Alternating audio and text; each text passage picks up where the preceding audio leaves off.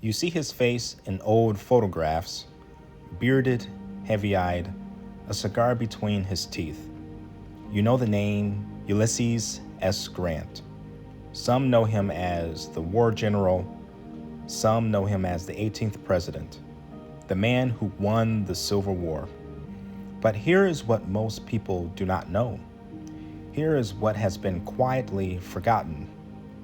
For 8 years, Ulysses S. Grant was the most powerful defender of Black American rights. That's right, ever in the White House.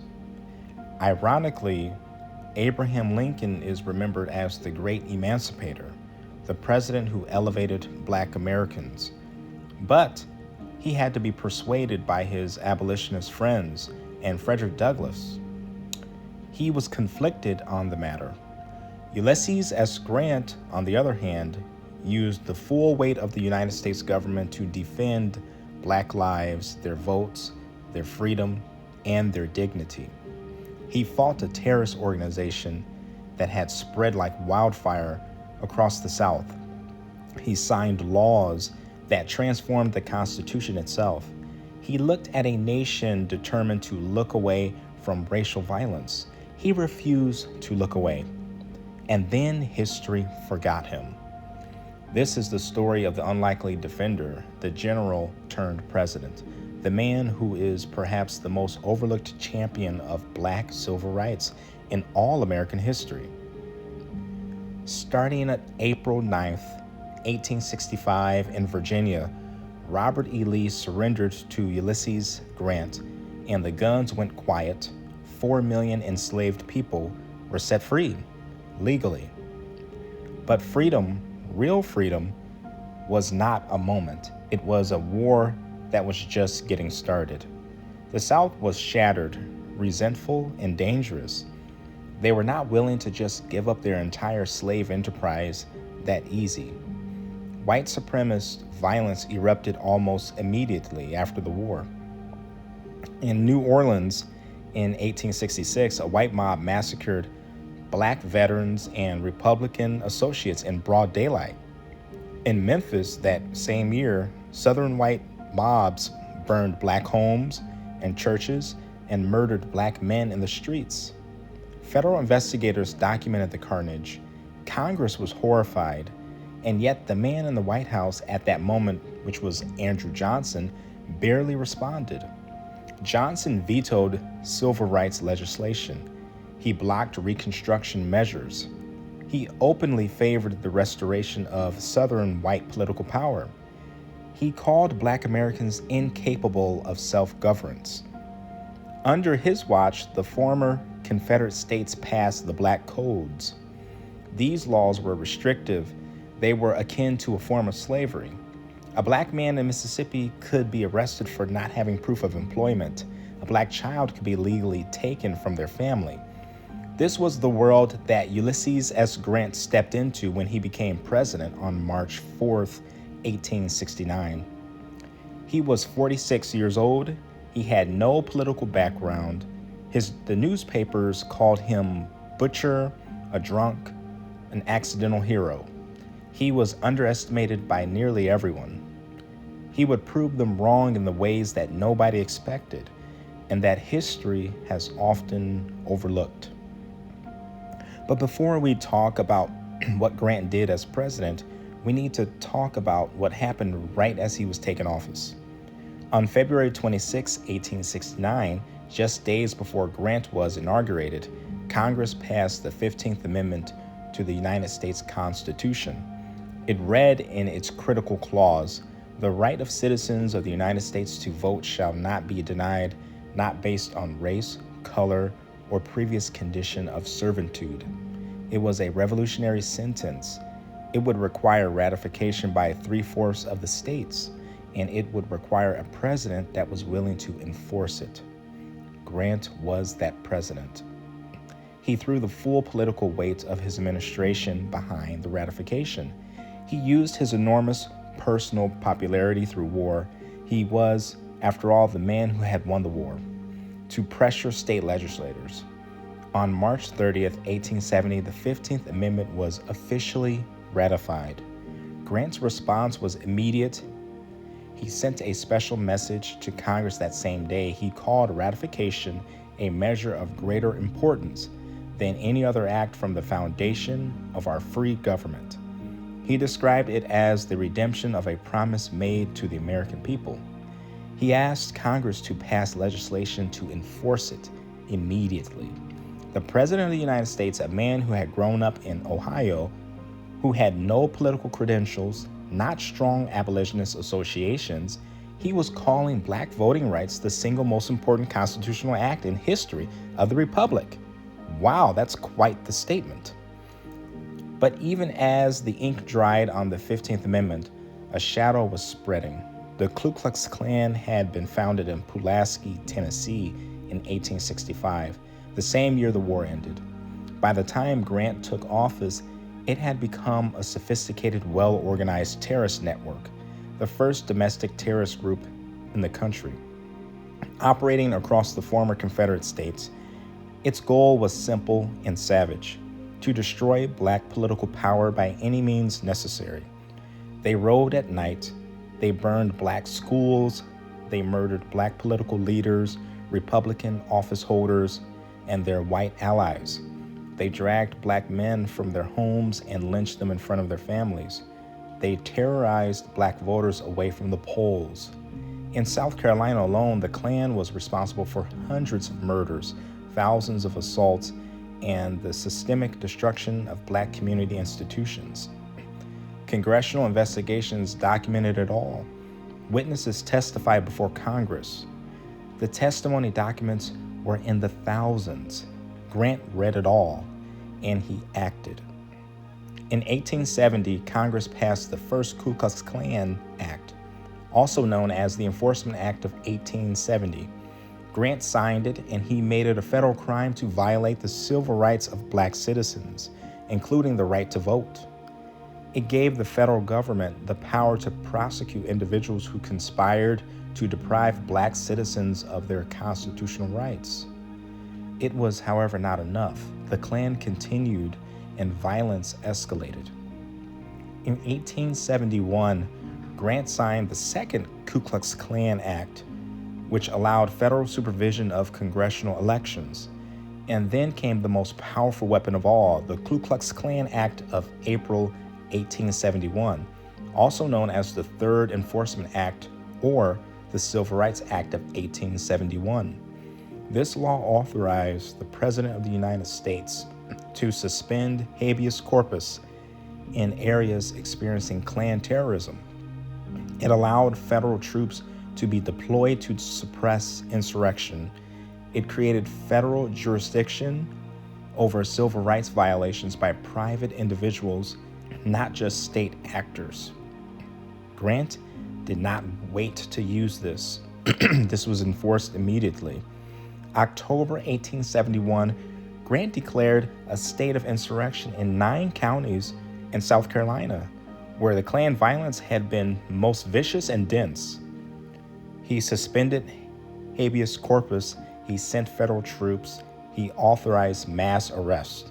The federal government arrested hundreds of Klan members. Dozens were convicted and sentenced to federal prison. It was the first time in American history that the U.S. government had moved with coordinated, sustained force against domestic terrorist organizations that were defending white supremacy. The effect was dramatic. In the counties where Grant acted on, the Klan violence largely decreased. By 1872, the original Ku Klux Klan was, for all practical purposes, broken as a functioning organization. And the man who had shattered the Confederate Army had now shattered the terrorist successor. We need to stop here for a moment because there is something that gets lost in the political history, something that's important. Ulysses Grant was not a perfect man. He was not a saint. His administration was plagued by corruption and scandals. Though Grant himself was not personally implicated of any of it, he made political mistakes. He had complicated views on Native Americans' policies. But on the question as it relates to Black Americans, their lives, their dignity, their right to exist as full citizens, Grant's private moral convictions were remarkably clear, and they showed up again and again in what he wrote and what he said. In Grant's own memoirs, written at the very end of his life when he was dying of throat cancer, Grant reflected on the Civil War and what it had truly been about. He wrote that the Confederate cause was one of the worst for people to fight for. He was clear about slavery as the war cause in a way that many of his contemporaries refused to be. In a letter to Congress in 1875, after witnessing renewed racial violence in Louisiana, where the White League, which is a successor of the Klan, had massacred black and white Republicans, Grant wrote a letter with visible anger. This whole public is tired of the annual outbreaks in the South, and the great majority are ready now to condemn any interference on the part of the government. I am not prepared to sit quietly and see them slaughtered. That sentence is worth pausing on. The President of the United States in 1875 saying plainly that these people were being murdered and he cannot pretend otherwise. Grant pleaded with Congress for continued support of Reconstruction. He warned what had happened in the federal government if they would abandon black Southerners. He described the violence as organized terror, designed to restore white political dominance. When Grant signed the Civil Rights Act of 1875, the first major federal civil rights law to implicitly address public accommodations prohibiting racial discrimination in hotels, theaters, and railroads. He called it a fulfillment of a moral promise that the nation owed to its black citizens. This piece of history has surely been overlooked or grazed over. Grant's convictions were personal. Grant had served alongside of black soldiers during the Civil War. The United States colored troops, neared 180,000 men, had fought under federal commanders, including men who reported directly to Grant. He had seen their courage, he had seen their sacrifice and their loyalty, and he did not view them as less. As president, Grant appointed more black Americans to federal office than any other president before him. He appointed Ebenezer Bassett as the U.S. Minister to Haiti, the first black American to hold a diplomatic post in American history. He appointed Frederick Douglass' son, Lewis Douglass, to a position in Washington government. He supported the appointment of Joseph Rainey, the first black man to serve in the U.S. House of Representatives, and worked to protect black office holders across the South. To understand what Grant was defending, you have to understand what Reconstruction actually built before it was destroyed. Under the protection of federal troops and the legal framework of the Reconstruction, black Americans in the South achieved things that had been unthinkable years before. They voted in enormous numbers. In South Carolina, black voters outnumbered white voters. In Mississippi, a black man won the election. So they were able to achieve so many things. They built schools that was created by Congress and administered under Grant's watch. There's the black families, many of whom had legally was prohibited to learn how to read, was able to send their children to school, and literacy rates rose amongst the black Southerners rapidly during the Reconstruction period. They organized communities. Black churches became centers of political and civic life. Black newspapers were published. Black fraternal organizations formed. Black landowners appeared slowly in limited numbers. They wrote new state constitutions, and the Reconstruction era state constitutions drafted with black participation, including provisions for public education. And it benefited all citizens, both black and white. Grant fought to protect all of it. Every federal soldier stationed in the South during the Reconstruction was there under Grant's authority. Every federal prosecution of a night rider or Klan terrorist was conducted by Grant's Justice Department. The Department of Justice itself was an instrument for enforcing civil rights in the South. This was not passive, this was not symbolic. Grant was deploying the power of the federal government in defense of Black lives in a way that would not have been seen again until the 1960s. However, Grant could not hold it forever. The North was growing tired, waving the bloody shirt invoking sacrifices of the Civil War. Reconstruction efforts was becoming politically exhausting. Business interests in the North wanted stability and trade with the South, not an endless occupation of the South. Liberal Republicans broke from President Grant, criticizing his administration, his methodologies involving forceful takeover and intervention in the South. The Supreme Court was beginning to hollow out the very laws that Grant had fought for. In 1876, in the United States versus Cruikshank, the Supreme Court gutted Grant's enforcement acts, ruling that the federal government could not prosecute private individuals for civil rights violations under the 14th Amendment, only state actors. This decision rose directly due to the Colfax Massacre of 1873, in which white supremacists in Louisiana had murdered somewhere between 70 to 150 Black men. The precise number has not been established, but it was the single worst racial massacre during the Reconstruction period, and most of them were let go free. The presidential election of 1876 brought everything crashing down. The disputed contest between Republican Rutherford B. Hayes and Democrat Samuel Tilden was resolved by a compromise of 1877, an informal agreement that gave Hayes the presidency in exchange for the withdrawal of the remaining federal troops from the South. The troops left, and with it was the last shield of protection amongst the Black citizens of the South.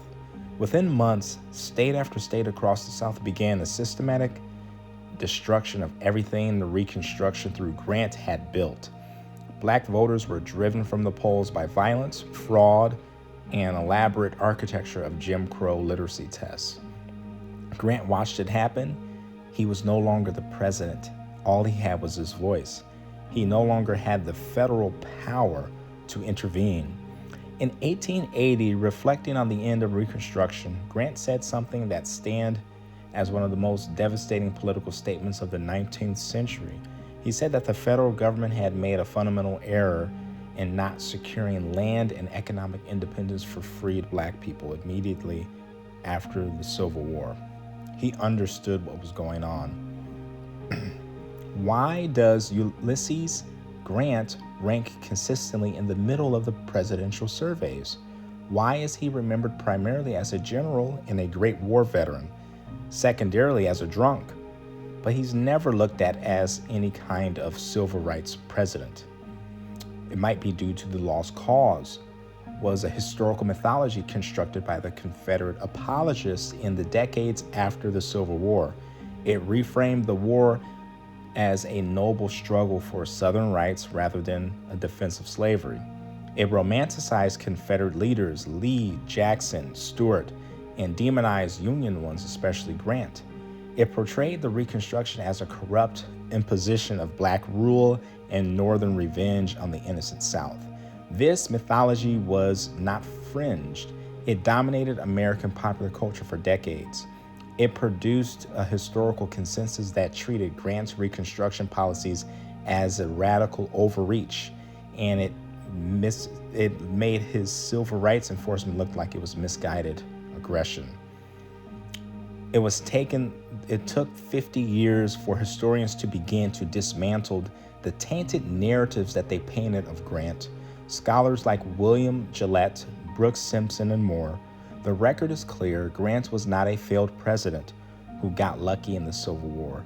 He was a transformative president who fought with remarkable moral clarity for the rights of Black Americans, and who was undone not by his own failures, but by a nation that wasn't really ready to honor the promises that they've made at the end of the war.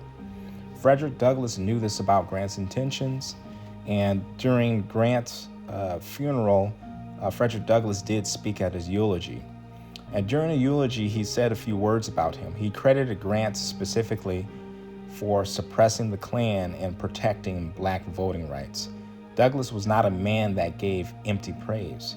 He had spent his life demanding honest feedback. And when it came to Grant, he said that he was a genuine defender of black Americans.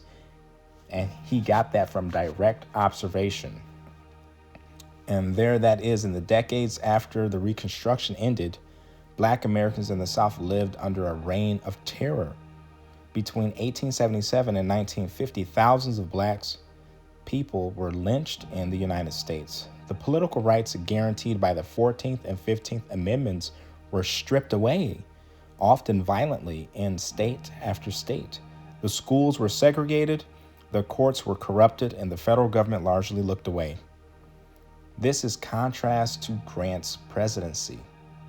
Under Grant, the federal enforcement with federal troops, with an administration willing to prosecute and imprison domestic terrorists. Black Americans were able to vote, held office, built institutions, and lived in something that was amazing at that time. The moment that the protection was withdrawn, it was destroyed. That is not a coincidence. That is a causation. And it tells us something about how essential Ulysses S. Grant was and what he was doing. In his personal memoirs, written in agony and dying of throat cancer, despite that he was desperate to finish before he could no longer write, Grant expressed no regret about his efforts on behalf of black Americans. He expressed hope, cautious, battered, but real hope that the Constitution's promises would ultimately be kept. It would take nearly a century more, but the legal framework he helped build, the 14th Amendment and 15th Amendment, the Civil Rights Acts of his era, would be the foundation on which later generation of activists can build upon. You know the name Ulysses S. Grant, but now maybe you know the man. Civil War veteran, 18th President of the United States, a courageous, unlikely defender of black Americans' rights during a tough time period, while trying to mend and bring together a juxtaposed nation. Until next time, see you in the next video.